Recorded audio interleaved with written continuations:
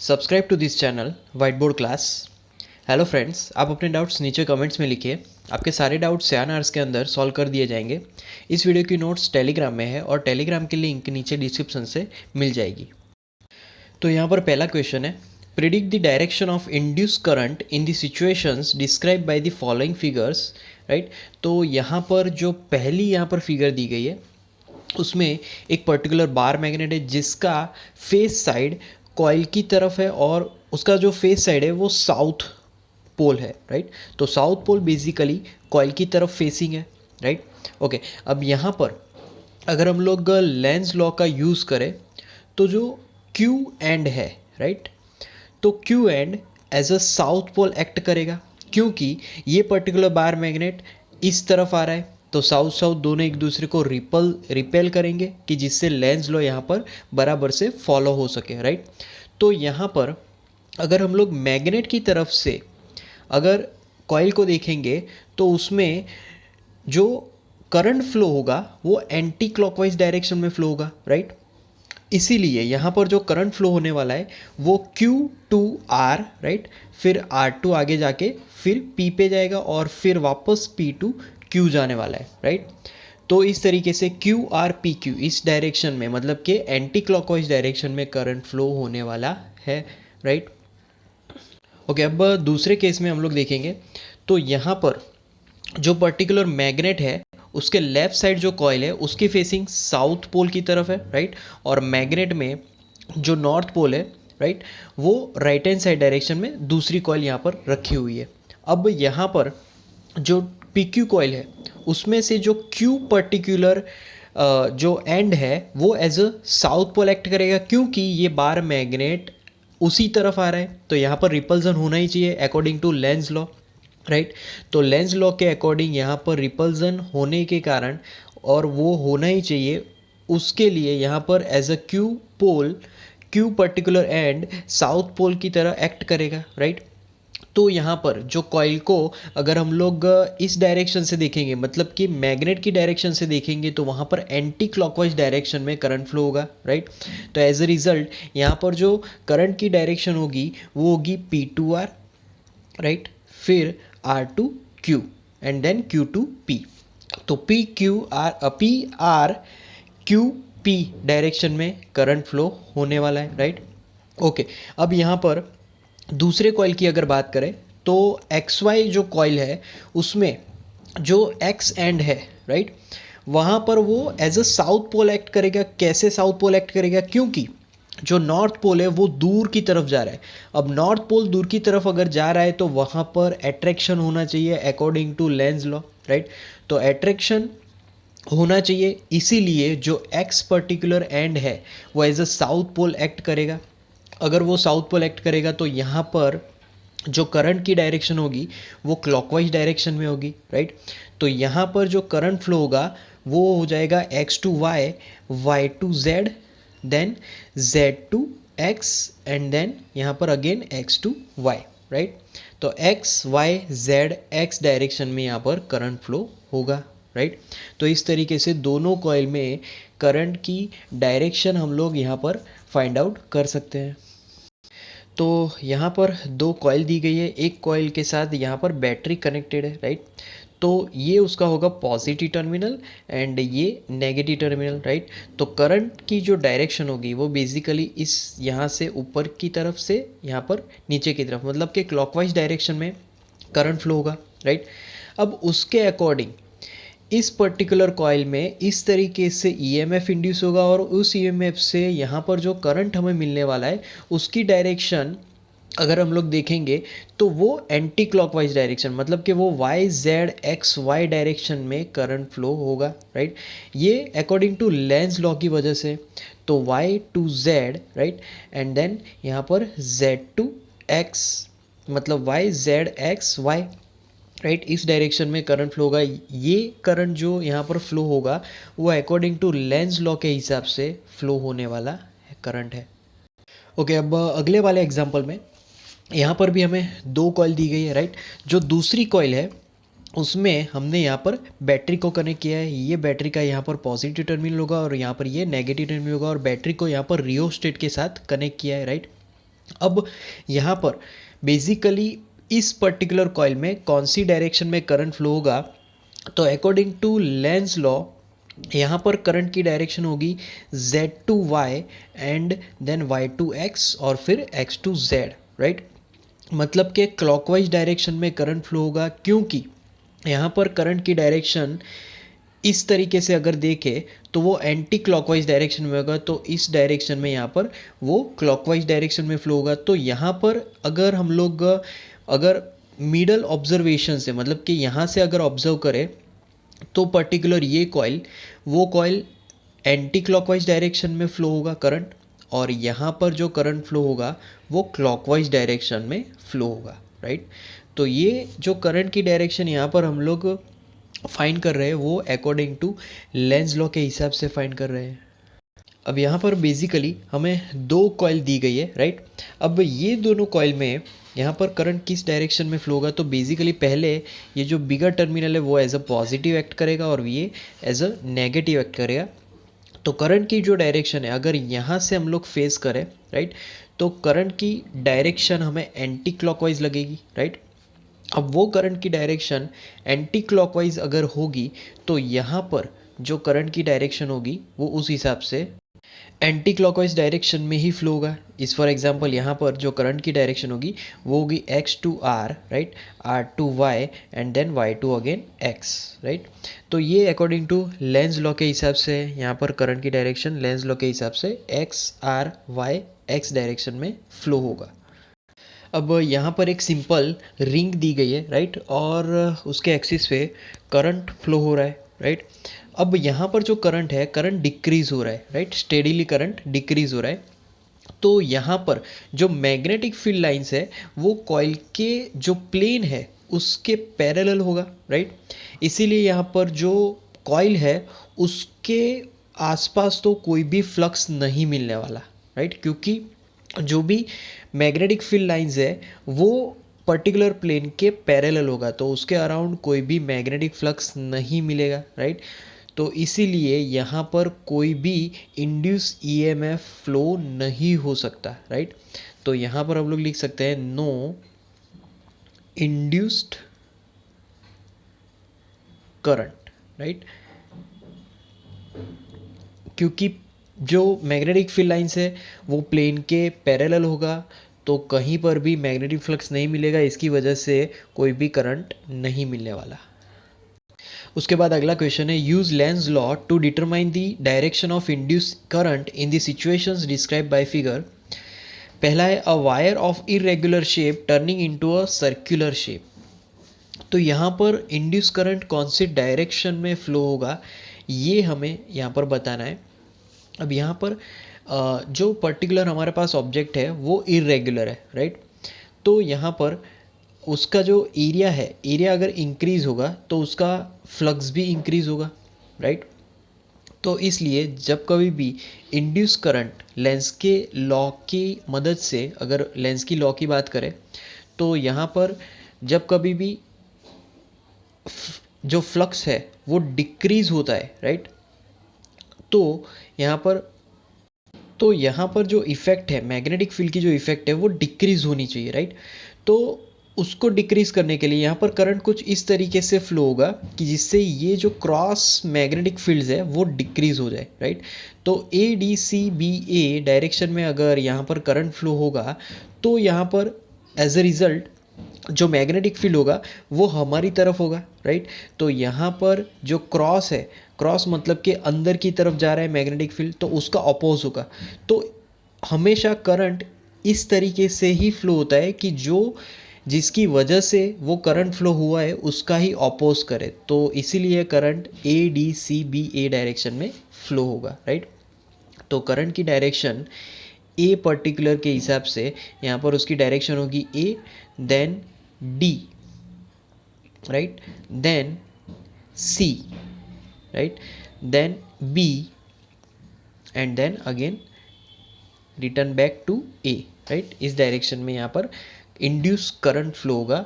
इसका मतलब हम लोग ये भी लगा सकते हैं कि वो एंटी क्लॉकवाइज होगा, राइट।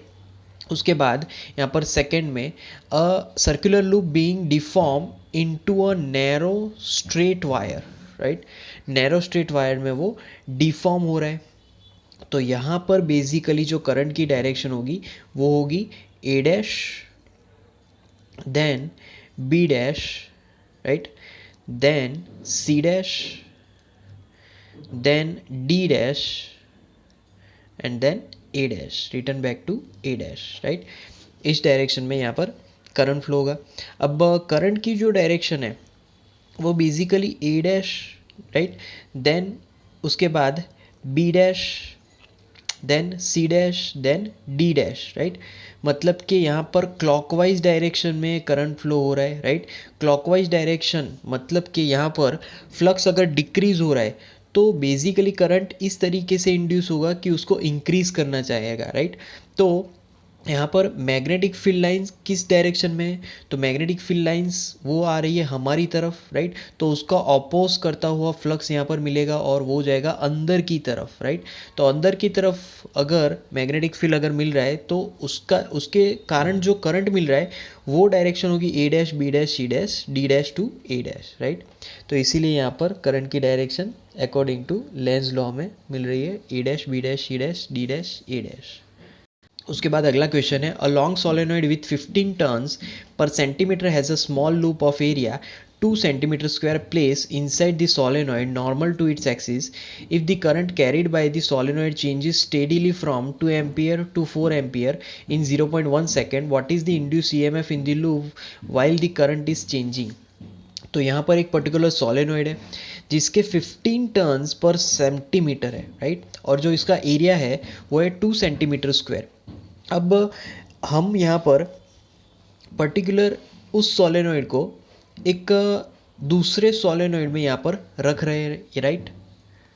और यहाँ पर जो करंट चेंज हो रहा है वो 2 एम्पियर टू 4 एम्पियर हो रहा है। उसका पर्टिकुलर टाइमिंग भी दिया गया है, वो है 0.1 सेकेंड में, राइट। तो यहाँ पर इंड्यूस ईएमएफ कितना होगा जब करंट चेंज हो रहा है, राइट। तो वो फाइंड आउट करेंगे। पहले हमारे पास जो भी डेटा है वो लिखेंगे। पहले हमें एन दिया गया है, right.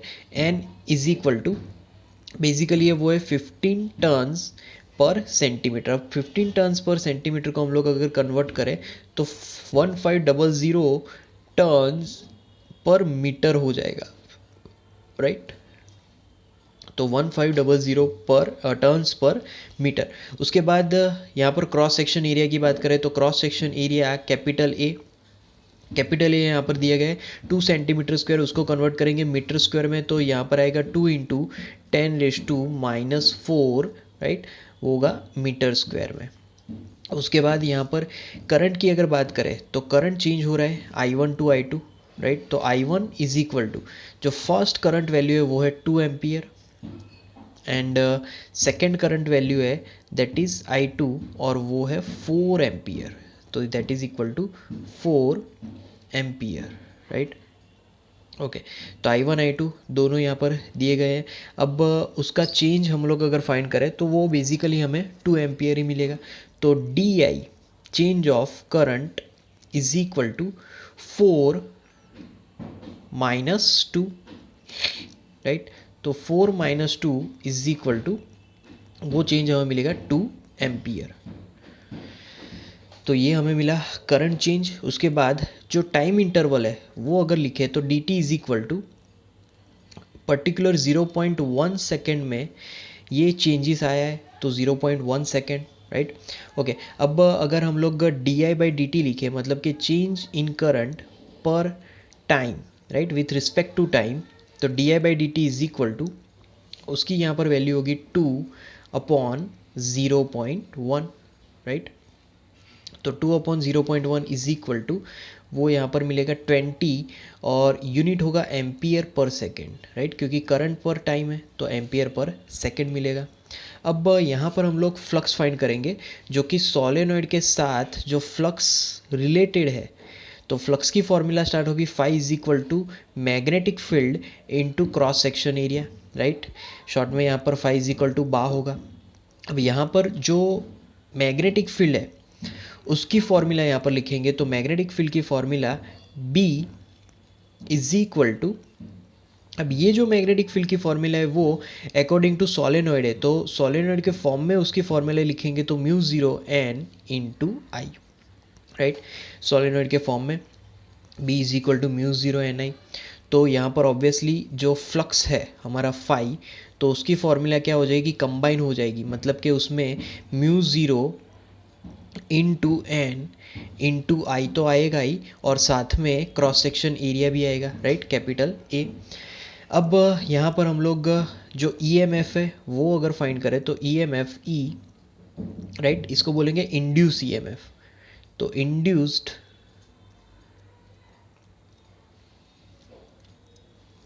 EMF E is equal to, and उसकी फॉर्मूला इज इक्वल टू वो है minus D phi, right, upon D T. तो is equal to minus D phi by D T. अब वैल्यूज अंदर पुट करेंगे तो minus D by D T of phi. तो phi की फॉर्मूला यहाँ पर है basically mu zero, right, N into I into A, right. तो इस पर्टिकुलर फॉर्मूला में से जो भी कांस्टेंट टर्म है उसको बाहर रखेंगे, तो माइनस पहले तो बाहर, then mu zero, then N, right, then A, और फिर यहाँ पर सिर्फ चेंज आएगा D I upon D T, क्योंकि यहाँ पर सिर्फ करंट का ही चेंज है, तो D I upon D T आएगा, राइट, ओके। अब यहाँ पर हम लोग जो नेगेटिव साइन है उसको नेगलेक्ट करेंगे, राइट। तो नेगेटिव साइन नेगलेक्टेड, राइट। तो यहाँ पर ईएमएफ की फॉर्मूला होगी E is equal to, basically वो होगी 4 into pi into 10⁻⁻⁷, right, then into 1500, right, और फिर इंटू यहाँ पर आएगा area, right, 2 into 10⁻⁻⁴ and then into 2, right. तो इस तरीके से ये यहाँ पर ईएमएफ की फॉर्मूला होगी। अब इसको अगर हम लोग सॉल्व करें तो बेसिकली वो वैल्यू होगी 7.54 इंटू 10⁻, यहाँ पर मिलेगा -6 वोल्ट, राइट। और इसको अगर रीराइट करें, राइट, राउंडिंग ऑफ करें तो वो हमें मिलेगा 7.5 इंटू 10⁻⁻6 वोल्ट। तो ये हमें ईएमएफ मिला, राइट। यहाँ पर इंड्यूस ईएमएफ पूछा गया था, वो हमने यहाँ पर बेसिकली फाइंड किया। तो ये था हमारा इंड्यूस्ड ईएमएफ। उसके बाद अगला क्वेश्चन है, rectangular wire loop of sides 8 centimetre and 2 centimetre with a small cut is moving out of a region of uniform magnetic field of magnitude 0.3 tesla directed normal to the loop. What is the EMF developed across the cut if the velocity of the loop is 1 centimeter second inverse in a direction normal to the longer side of the loop? For how long does the induced volt last in each case? तो यहाँ पर पहले तो इस question को हम लोग diagram से समझेंगे। तो यहाँ पर इस तरीके से हमें सिस्टम दिया गया है, राइट। और यहाँ पर जो पर्टिकुलर हमें जो कट दिया गया है, राइट, जो रेक्टेंगुलर लूप दिया गया है वो जस्ट मैग्नेटिक फील्ड से बाहर निकल रहा है। अब अगर डेटा हम लोग यहाँ पर लिखे तो पहले हमें लेंथ दिया गया है, राइट। तो length is equal to 8 centimetre, right. उसको हम लोग मीटर में कन्वर्ट करेंगे तो यहाँ पर लिखेंगे 8 इंटू 10⁻⁻², वो हो जाएगा मीटर में। फिर उसके बाद यहाँ पर उसकी ब्रेथ यहाँ पर लिखी गई है, राइट। तो ब्रेथ यहाँ पर है 2 सेंटीमीटर, तो उसको मीटर में कन्वर्ट करेंगे तो मीटर में वो हो जाएगा 2 इंटू 10⁻⁻², और वो हो जाएगा मीटर में, राइट। उसके बाद यहाँ पर मैग्नेटिक फील्ड, राइट। तो टोटल जो एक्सटर्नल मैग्नेटिक फील्ड है that is given 0.3 Tesla, right. तो वो एक्सटर्नल मैग्नेटिक फील्ड है यहाँ पर। फिर जो लूप है उसकी जो वेलोसिटी की अगर बात करें तो v इज इक्वल टू वो होगा 10⁻⁻² मीटर पर सेकेंड। वो बेसिकली लूप की यहाँ पर स्पीड होगी, राइट। उसके बाद यहाँ पर पहले हम लोग एरिया फाइंड करेंगे, तो एरिया की यहाँ पर फॉर्मूला होगी वो हो जाएगी area is equal to length into breadth, right. तो लेंथ इंटू ब्रेथ, उन दोनों का मल्टीप्लिकेशन यहाँ पर हमें मिलेगा, वो हो जाएगा 16 इंटू 10⁻⁻⁴, राइट। तो 16 इंटू 10⁻⁻⁴, और वो मिलेगा हमें मीटर स्क्वायर में। तो ये हमें मिला एरिया। अब जो पहले क्वेश्चन में हमें पूछा गया है वो फाइंड आउट करेंगे। तो पहले क्वेश्चन में हमें यहाँ पर टाइमिंग पूछा गया है, राइट। तो टाइमिंग टी हमें यहाँ पर फाइंड करना है। तो जब तक जो ऑब्जेक्ट है, जो रेक्टेंगुलर लूप है, वो सबसे जो छोटी साइड है, मतलब कि 2 सेंटीमीटर जब तक बाहर नहीं निकलेगा तब तक वो ईएमएफ क्रिएट होता ही रहेगा, राइट। तो पहले हम लोग ईएमएफ फाइंड करेंगे कि जब कभी भी ये पर्टिकुलर ऑब्जेक्ट मोशन में है तब उसका ईएमएफ क्या होगा। तो वहाँ पर मोशनल ईएमएफ लगेगा बी वी एल करके, राइट। तो is equal to B V L. अब अंदर वैल्यूज़ रखे तो पहला आएगा 0.3 जो कि मैग्नेटिक फील्ड है। फिर यहाँ पर स्पीड, तो स्पीड है यहाँ पर बेसिकली 10⁻⁻², राइट। उसके बाद यहाँ पर लेंथ की अगर बात करें तो वो हो जाएगा 8 इंटू 10⁻², राइट। तो वो हमारा पर्टिकुलर ईएमएफ यहाँ पर कैलकुलेट करें तो इज इक्वल टू वो मिलेगा 2.4 इंटू 10⁻⁻⁴ वोल्ट, राइट। ये हमारा ईएमएफ हुआ। अब उसको अगर मिली वोल्ट में कन्वर्ट करें तो वो मिलेगा 0.24 मिली वोल्ट, राइट। तो ये हमारा कंप्लीट ईएमएफ होगा। अब इसमें हम लोग टाइमिंग फाइंड करेंगे, राइट। तो जो बाहर निकलने का टाइम है वो फाइंड करें तो t is equal to small side,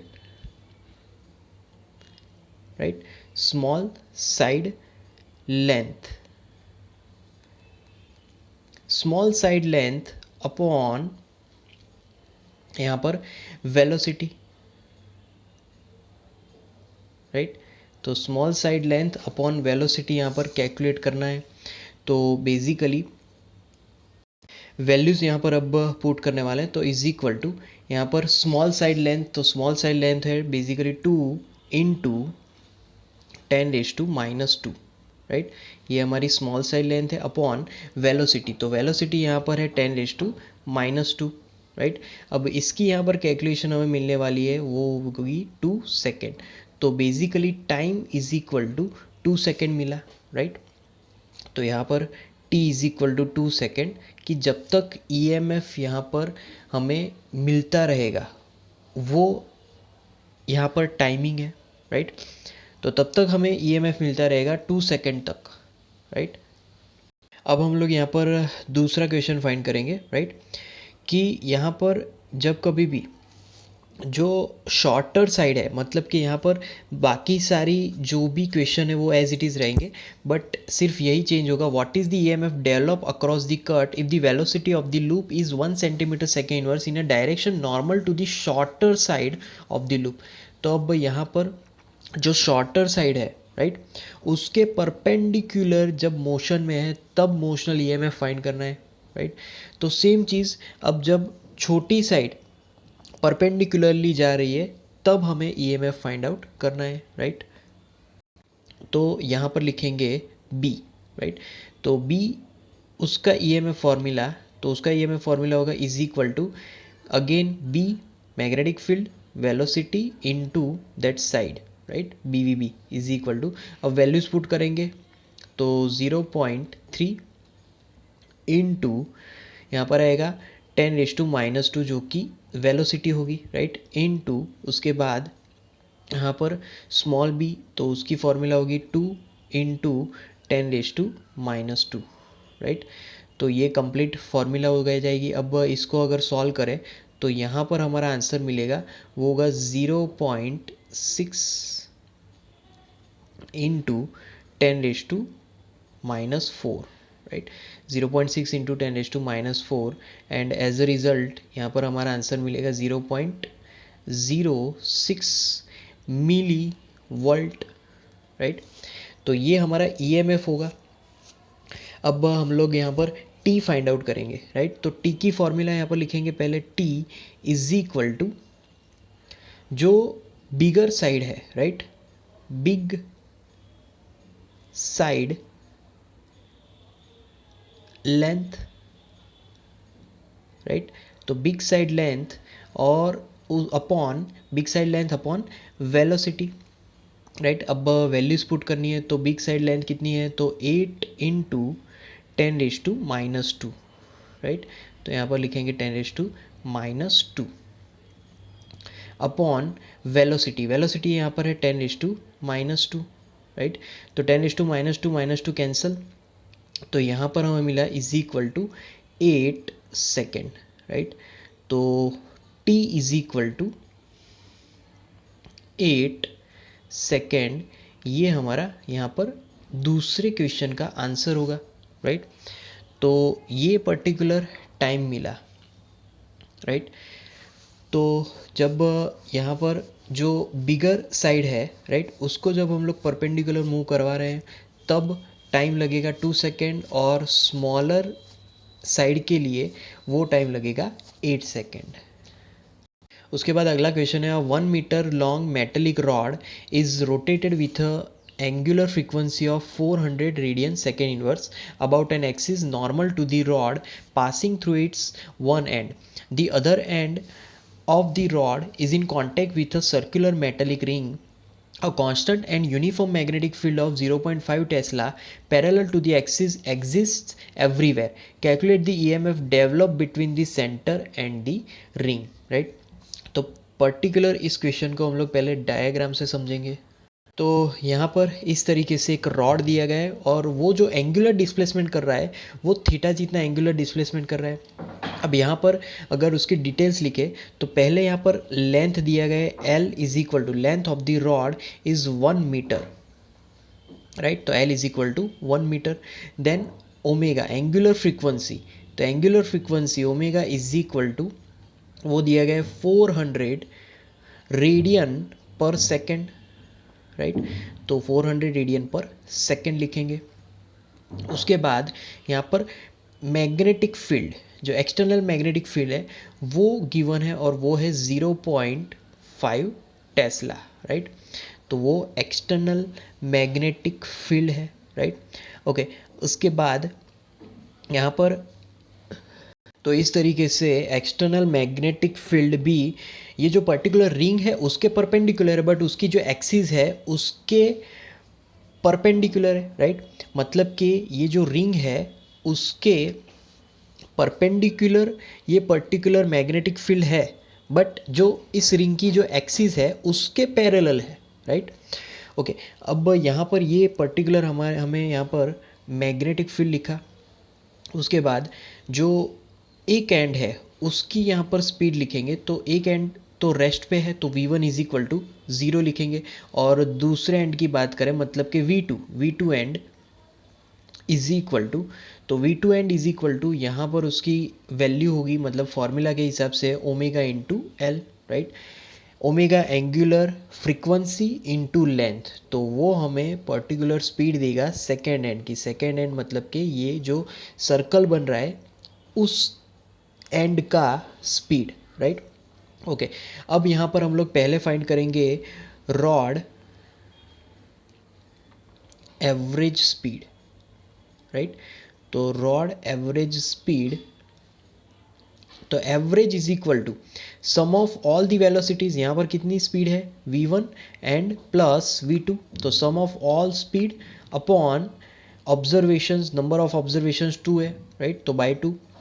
अब यहाँ पर वैल्यूज़ रखें तो इज इक्वल टू v1 मतलब 0 एंड v2 तो वो हो जाएगा omega into L, right, by 2।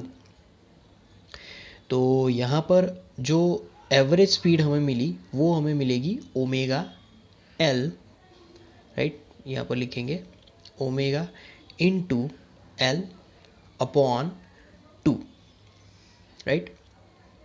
तो ये एवरेज स्पीड होगी। अब उसके बाद यहाँ पर ईएमएफ फाइंड करेंगे, तो रोटेशनल ईएमएफ की फॉर्मूला है E is equal to B omega L square, right, by 2। तो रोटेशनल ईएमएफ की ये पर्टिकुलर फॉर्मूला हुई। अब उसके बाद यहाँ पर वैल्यूज पुट करें तो पहला 1/2 as it is into magnetic field जो कि 0.5 इंटू ओमेगा, ओमेगा यहाँ पर है 400 इंटू लेंथ ऑफ रॉड उसका स्क्वायर, तो वो है 1 मीटर और उसका स्क्वायर, राइट। तो यहाँ पर उसकी कैलकुलेशन होगी, पहले तो 2 ज़ा कैंसिल होगा, राइट। तो यहाँ पर बचा 0.5 इंटू 200 इंटू 1 स्क्वायर, वो 1 ही मिलेगा, राइट। तो एज अ रिज़ल्ट यहाँ पर हमारा आंसर हमें मिलेगा, वो हो जाएगा 100 वोल्ट, राइट। तो ये होगा हमारा EMF, E is equal to 100 volt, और ये हमारा फाइनल आंसर होगा, राइट।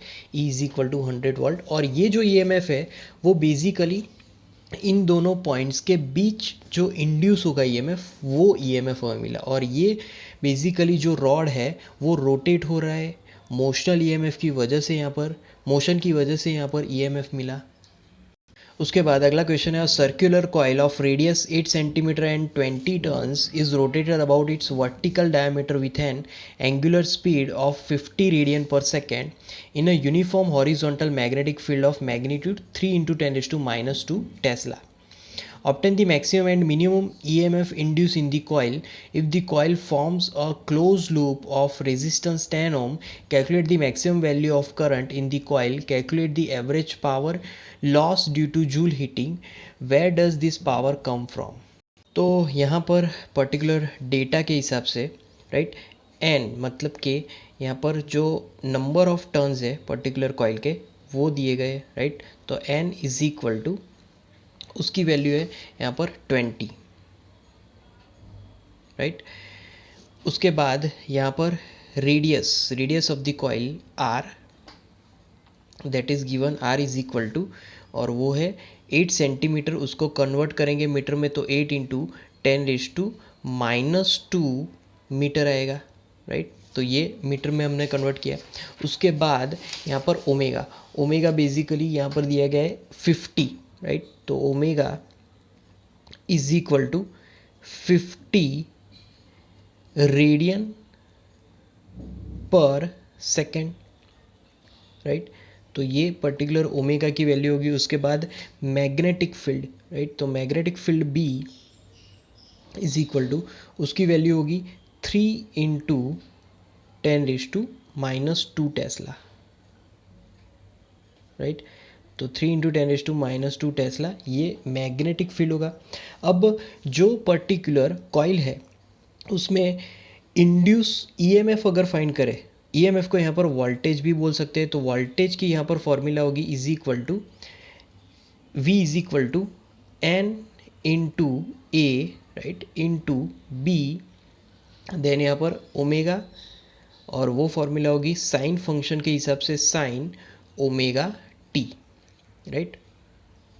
तो ये इंड्यूस्ड वोल्टेज की फॉर्मूला होगी। अब यहाँ पर मैक्सिमम वोल्टेज है, राइट।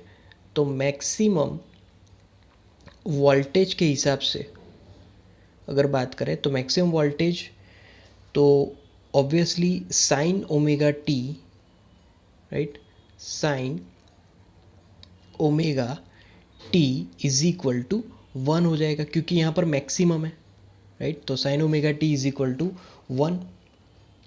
तो मैक्सिमम वोल्टेज के हिसाब से V M sine omega T अगर 1 हो गया तो सिर्फ हमारे पास N A B into omega ही बचेगा, right, N A B into omega. उसके बाद अगर हम लोग एरिया के फॉर्मूला की बात करें तो क्रॉस सेक्शन एरिया की फॉर्मूला होगी A is equal to pi into R square. तो A is equal to pi R square, और वो फॉर्मूला हम लोग वापस इक्वेशन में रखें तो v इज इक्वल टू, यहाँ पर मिलेगा कैपिटल एन इंटू ए मतलब कि pi into R square, right, into B into omega. तो इस तरीके से v की फॉर्मूला होगी। अब जो v की फॉर्मूला है उसमें सारी वैल्यूज़ रखें तो v इज इक्वल टू, पहला हमें मिलेगा 20, राइट, इंटू देन 22 इंटू यहाँ पर मिलेगा 8 into 10⁻⁻², right, whole square, then into 3 into 10⁻², right, and then into 50 upon, यहाँ पर आएगा 7, क्योंकि 22/7 वो पाई की वैल्यू होगी, राइट। तो यहाँ पर इसको अगर कैलकुलेट करें तो v इज इक्वल टू, इसका कैलकुलेशन मिलेगा 0.603 वोल्ट। तो ये हमें वोल्टेज मिलेगा। अब वोल्टेज का हमें एवरेज वैल्यू फाइंड आउट करना है, राइट। तो वोल्टेज का एवरेज वैल्यू अब हम लोग को यहाँ पर फाइंड आउट करेंगे। तो वोल्टेज का average value V average, right, is equal to, उसकी फॉर्मूला होगी 1/T, 1/T इंटीग्रेशन, यहाँ पर आएगा v into D T, right. और ये जो इंटीग्रेशन है वो होगा जाएगा 0 to t तक का, राइट। तो ये पूरा कंप्लीट इंटीग्रेशन होगा। अब इसको अगर हम लोग सिंप्लीफिकेशन लिखे, इसका सिंप्लीफिकेशन, तो इस तरीके से उसका सिंप्लीफिकेशन होगा 1/T integration 0 to t N A B omega sine omega T D T, right. अब यहाँ पर जो कांस्टेंट टर्म है उसको बाहर रखेंगे, तो इज इक्वल टू यहाँ पर N A B into omega, right, upon T, ये सारे के सारे टर्म्स कांस्टेंट है। अब इंटीग्रेशन में क्या रहेगा, तो इंटीग्रेशन में यहाँ पर मिलेगा sine omega into T D T, right. और ये जो इंटीग्रेशन है वो बेसिकली है 0 to t तक का, राइट, ओके। उसके बाद यहाँ पर इंटीग्रेट करेंगे तो इज इक्वल टू अगेन ये टर्म्स एज इट इज़ होंगे, N A then B into omega upon T, right. और इंटीग्रेशन यहाँ पर साइन ओमेगा टी का इंटीग्रेशन मिलेगा minus cos omega T, right, upon omega. और यहाँ पर लिमिट्स आ जाएंगे, upper limits T, lower limit 0, right. इस तरीके से यहाँ पर लिमिट्स बन जाएंगे। अब इसको सिंप्लीफाई करें तो इज इक्वल टू यहाँ पर हमें मिलेगा basically N A B omega as it is, right, upon T. अब यहाँ पर हम लोग पुट करेंगे upper limit minus lower limit, तो पहले आएगा माइनस अपर लिमिट, राइट, तो cos omega capital T, then minus minus plus cos, यहाँ पर आ जाएगा 0, राइट, ब्रैकेट कंप्लीट। तो इस तरीके से अपर लिमिट माइनस लोअर लिमिट हमने लिखी। और यहाँ पर जो पर्टिकुलर ओमेगा था वो भी हमने कॉमन ले लिया, तो यहाँ पर भी ओमेगा नीचे आ जाएगा, राइट। और इसका सिंप्लीफिकेशन अब हम लोग यहाँ पर लिखे तो इज इक्वल टू ये हो जाएगा N into A, right, into B into omega, right, upon T omega, right, as it is. और फिर ब्रैकेट्स में सिंप्लीफाई करें तो यहाँ पर माइनस कॉस, फॉर्मूला है 2 into pi into T, right, upon T, and then यहाँ पर प्लस कॉस 0 की वैल्यू होगी 1, राइट। तो इस तरीके से ब्रैकेट कंप्लीट करेंगे इज इक्वल टू, अब इसको सिंप्लीफाई करें तो N again A again B, right, again omega upon T into omega as it is, right. अब ब्रैकेट में कॉस टी टी कैंसिल हो जाएगा, राइट, तो कॉस 2 पाई, तो कॉस 2 पाई होगा 1, राइट, एंड यहाँ पर प्लस 1। अब -1 + 1, तो -1 + 1 बेसिकली यहाँ पर हमें 0 मिलेगा, राइट। तो एवरेज जो वोल्टेज है, राइट, उसकी वैल्यू हमें 0 मिली। तो हमें यहाँ पर ऑलवेज़ ये चीज़ ध्यान में रखनी है कि अगर फंक्शन साइन है या फिर कॉस है तो उसका एवरेज वैल्यू तो 0 ही मिलेगा, क्योंकि साइन और कॉस पॉजिटिव में जितना होगा उतना ही नेगेटिव में भी मिलता है। राइट। तो इस तरीके से एवरेज वोल्टेज हमने फाइंड किया। अब हम लोग फाइंड करेंगे एवरेज पावर, राइट। तो एवरेज पावर को फाइंड करने के लिए मैं पहले मैक्सिमम करंट को फाइंड आउट करूँगा, राइट। तो maximum current I M is equal to, maximum current की अगर फॉर्मूला है तो वोल्टेज भी मैक्सिमम होगा, तो वी एम अपॉन यहाँ पर आएगा रेजिस्टेंस आर। तो ये formula according to Ohm's law है, राइट। तो अब अगर वैल्यूज़ रखें तो मैक्सिमम वोल्टेज है 0.603 एंड रेजिस्टेंस जो है वो है 10, राइट। तो यहाँ पर उसकी वैल्यू होगी 0.0603 एम्पियर, राइट। तो ये मैक्सिमम करंट की यहाँ पर वैल्यू मिलेगी। अब हम लोग यहाँ पर फाइंड करेंगे एवरेज पावर, राइट। तो average power is equal to, average power और उसका जो सिंबल है वो है पी एवरेज, राइट। तो P average is equal to, उसकी फॉर्मूला यहाँ पर होगी, अगेन उसको सिम्बोलाइज करेंगे तो इस तरीके से उसको सिम्बोलाइज करेंगे और फॉर्मूला होगी V M, right, into I M upon 2, क्योंकि उसी से हमें एवरेज मिलेगा, राइट। तो इज इक्वल टू, अब वी एम, तो वी एम है 0.603 एंड आई एम अगर लिखे तो वो है 0.0603, राइट, अपॉन 2। अब यहाँ पर जो इसका मल्टीप्लिकेशन है वो और डिवीज़न है वो हमें मिलेगा 0.018 और यूनिट होगा वाट, राइट। तो यहाँ पर जो इंड्यूस करंट फ्लो होगा, राइट, कॉइल में जो भी इंड्यूस करंट फ्लो होगा वो पर्टिकुलर रोटेशन को ही ऑपोज करेगा, वैसा ही टॉर्क प्रोड्यूस करेगा, राइट। इंड्यूस करंट इस तरीके से यहाँ पर प्रोड्यूस होगा कि वो रोटेशन को ही ऑपोज करेगा, राइट, मतलब कि इस तरीके का वो टॉर्क प्रोड्यूस करेगा, राइट। अब यहाँ पर जो कॉइल है उसको यूनिफॉर्मली रोटेट करवाने के लिए जो रोटर है, राइट, उसके यूज़ से हम लोग जो टॉर्क है, राइट, उसको ऑपोज करता हुआ टॉर्क प्रोवाइड करना होगा, राइट। तो इसीलिए जो कॉइल है उसमें जो भी एनर्जी लॉस हो रही है, राइट, वो एनर्जी लॉस हम लोग एक्सटर्नल रोटर की मदद से उसको यहाँ पर वही अप्लाई करते हैं, वही एनर्जी उसको प्रोवाइड करते हैं।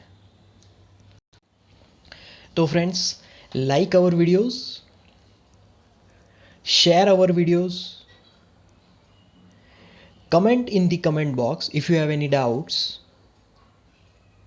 subscribe to our channel, and at last, thank you for watching.